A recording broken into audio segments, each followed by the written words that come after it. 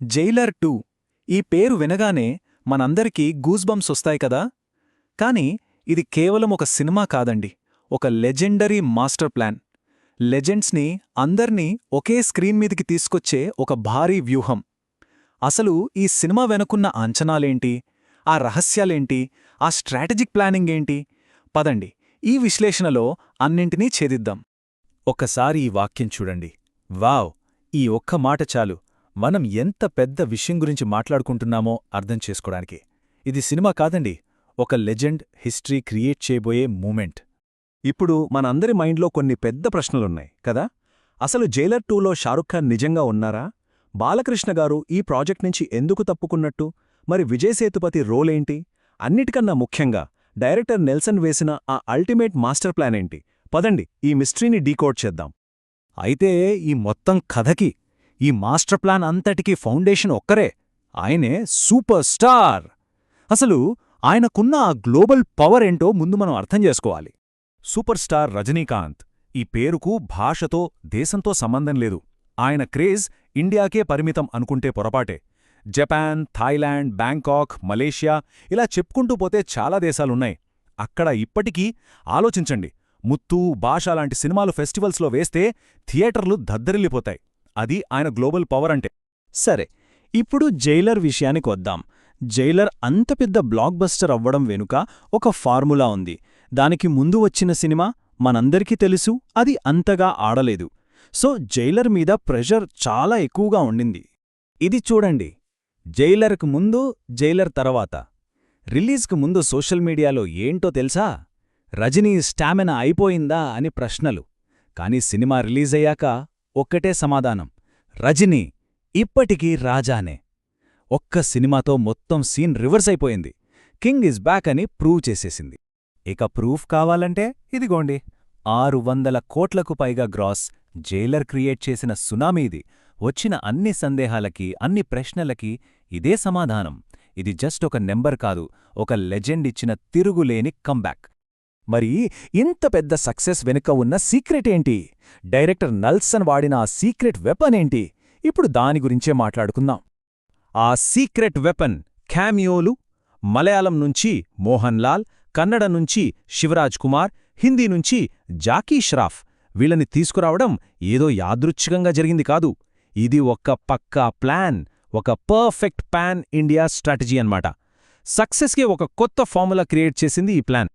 అసలు Nelson strategy ఏంటంటే, just వేరే ఇండస్ట్రీల స్టార్స్ని ఫ్యాన్స్ కోసం తీసుకురావడం కాదు, దాని ద్వారా ఒక pan India emotional connect create చేయడం.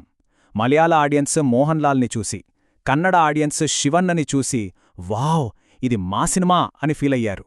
మొత్తం దేశం ఒక్కటే ఆడియన్స్గా మారిపోయింది. అదన్నమాట మ్యాజిక్. సరే, జైలర్ సక్సెస్ ఫార్ములా అర్థమైంది. కాని జైలర్ 2 ప్లానింగ్లో ఒక ఊహించని ట్విస్ట్ వచ్చింది. కథలో ఒక మేజర్ టర్న్ అనమాట. అదేంటో చూద్దాం. మొదట వేసిన ప్లాన్ ఏంటంటే, ఒక కీలకమైన క్యామియో రోల్లో నందమూరి బాలకృష్ణ గారిని తీసుకురావాలి అనేది. ఇండస్ట్రీలో అందరూ దాదాపు ఇదే అనుకున్నారు, ఎందుకంటే రజనీకాంత్, నందమూరి ఫ్యామిలీస్ మధ్య ఒక మంచి రెస్పెక్ట్ ఉంది. సో ఇది ఆల్మోస్ట్ కన్ఫర్మ్ అనుకున్నారంతా. కానీ ట్విస్ట్ ఏంటంటే, బాలకృష్ణ గారు ఈ ప్రాజెక్ట్లో లేరు. ఈ న్యూస్ అందరినీ షాక్కి గురి చేసింది. మరి ఆయన ప్లేస్లోకి ఎవరు వచ్చారు? మక్కల్ సెల్వన్ విజయ్ సేతుపతి. అసలు ఈ మార్పు వెనుక ఉన్న స్ట్రాటజీ ఏంటి? నెల్సన్ ఎందుకు ఈ డెసిషన్ తీసుకున్నారు? ఇక్కడే మనకు డైరెక్టర్ విజన్ స్పష్టంగా కనిపిస్తోంది. చూడండి, బాలకృష్ణ గారు వస్తే అదొక ప్యూర్ మాస్ క్యామియో అవుతుంది, ఫ్యాన్స్కి పూనకాలు తెప్పించే ఒక హై ఎనర్జీ ఎంట్రీ. కాని నెల్సన్కి కావలసింది అది కాదు. ఆయనకు కథలో బలంగా నిలిచిపోయే ఒక క్యారెక్టర్ డ్రివెన్ పవర్ కావాలి. కేవలం ఎంట్రీతో విజిల్స్ కొట్టించడం కాదు, పర్ఫార్మెన్స్తో ఇంపాక్ట్ క్రియేట్ చేయాలి. అందుకే విజయ్ సేతుపతిని తీసుకున్నారు. అయితే ఆగండి, అసలైన సర్ప్రైజ్ ఇంకా ఉంది. ఇప్పటిదాకా మనం మాట్లాడుకున్నదంతా ఒక ఎత్తు అయితే, ఇప్పుడు రాబోయేది మరో ఎత్తు. ఈ ప్రాజెక్ట్కి సంబంధించి ఒక బిగ్గెస్ట్ బాంబు పేలబోతోంది. అన్నింటికన్నా పెద్ద షాక్ ఏంటో ఊహించగలరా? ఒక్క క్షణం ఆలోచించండి. అసలైన బ్రేకింగ్ న్యూస్ ఇదే. జైలర్ 2లో షారుఖ్ ఖాన్? అవును, బాలీవుడ్లో ఇప్పుడు ఇదే హాట్ టాపిక్. ఈ విషయాన్ని స్వయంగా మిథున్ చక్రవర్తి గారే కన్ఫర్మ్ చేశారని టాక్. ఒకవేళ ఇది నిజమైతే ఆలోచించండి, ఇండియన్ సినిమా హిస్టరీలోనే ఇది ఒక అద్భుతమవుతుంది. అసలీ క్యామియో వెనుక ఒక పెద్ద కథే ఉంది. ఇది జస్ట్ ఒక గెస్ట్ అపీరెన్స్ కాదు. 2011లో షారుఖ్ ఖాన్ సినిమా రా 1 కోసం రజనీకాంత్ గారు ఒక క్యామియో చేశారు. ఇప్పుడు దాదాపు 14 ఏళ్ల తర్వాత 2025లో రజనీకాంత్ గారి జైలర్ 2 కోసం షారుఖ్ ఖాన్ తిరిగి క్యామియో చేయబోతున్నారు. ఇదొక లెజెండరీ రెసిప్రోకేషన్. ఇద్దరు లెజెండ్స్ మధ్య ఉన్న గౌరవానికి ఇది నిదర్శనం. సో ఇప్పటిదాకా మనం చూసిన ఈ పీసెస్ అన్నింటినీ కలిపితే director Nelson legendary master plan ఏంటో మనకొక క్లారిటీ వస్తుంది. ఆయన విజన్ ఒక్కటే, హీరోలు కాదు, లెజెండ్స్ కలవాలి. ఆయన అల్టిమేట్ గోల్ అదే. జైలర్ 2ని కేవలం ఒక మల్టీస్టారర్ సినిమాగా తీయడం కాదు, మొత్తం ఇండియన్ సినిమా సెలబ్రేట్ చేసుకునే ఒక ఈవెంట్గా మార్చడం. ఒక్కసారి ఈ లైనప్ చూడండి. సూపర్ స్టార్ రజనీకాంత్, మక్కల్ సెల్వన్ విజయ్ సేతుపతి, ఇంకా బాద్షా షారుఖ్ ఖాన్.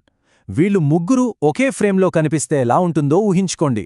ఇది నిజంగా లెజెండ్స్ యునైట్ అనే మాటకు పర్ఫెక్ట్ ఎగ్జాంపుల్. మరిప్పుడు మన ముందున్న ఫైనల్ క్వశ్చన్ ఒక్కటే. ఈ సినిమాటిక్ మాస్టర్ ప్లాన్, ఈ లెజెండరీ కాస్టింగ్, ఈ భారీ అంచనాలు ఇవన్నీ కలిసి జైలర్ 2ని ఇండియన్ సినిమా హిస్టరీలోనే ఒక ఆల్ టైమ్ రికార్డ్గా నిలబెడతాయా? దీనికి సమాధానం కాలమే చెప్పాలి.